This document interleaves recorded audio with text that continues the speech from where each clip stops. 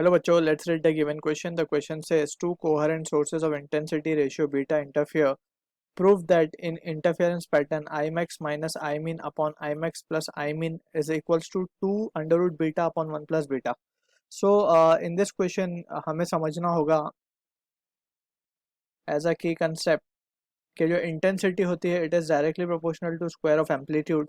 Also जो maximum intensity आती है हमारे पास it is equals to A1 plus A2. Alright.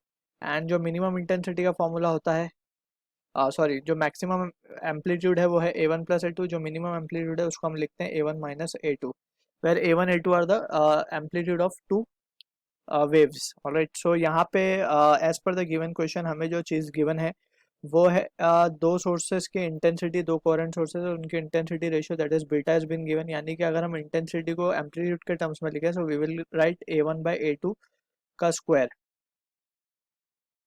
Alright. सो ये चीज़ हमें गिवन है. So from this we can write A1 by A2 क्या हो जाएंगे हमारे. A1 by A2 will be equals to under root of beta. अब यहाँ से we will try to understand the given scenario. अब हमारे पास है आई मैक्स. अगर हम बात करें आई मैक्स की so we can write I max क्या हो जाएगा हमारा. I max will be equals to A max का स्क्वायर. और ए मैक्स क्या है हमारे पास A1 plus A2 the whole square हो जाएगा. सिमिलरली अगर हम बात करें आई मीन की सो आई मीन क्या हो जाएगा ए मीन का स्क्वायर. एंड सिमिलरली यहाँ पे हम लिख सकते हैं A1 माइनस A2 का द होल स्क्वायर. ऑलराइट. अब what we can do is just अब हमें क्या करना है सब्ट्रैक्ट करके आंसर निकालना है. So we can substitute the values over here. So हम यहाँ पे लिखेंगे therefore now I max minus I mean the whole divided by I max plus I mean. अगर हम दोनों वैल्यूज को सब्ट्रैक्ट करते हैं ऑलराइट. सो आई मैक्स को अगर हम एक्सपांड कर दें so it will be A1 square plus 2A1 A2 plus A2 square. और यहाँ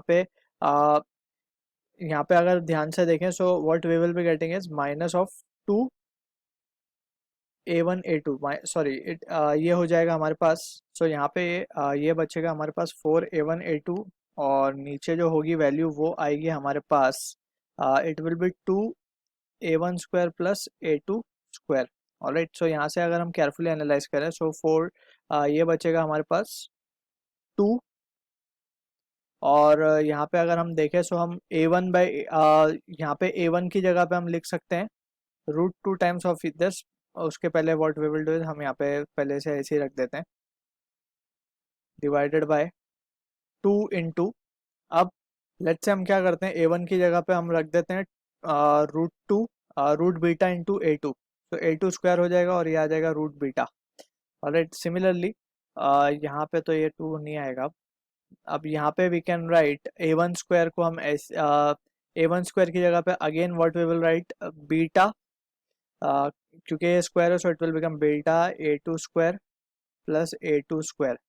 ऑलराइट. यहाँ से A2 स्क्वायर कॉमन निकाल के ऊपर से कैंसिल आउट हो जाएगा. So the final result we will be getting is will be equals to, so we can write therefore Imax minus Imin upon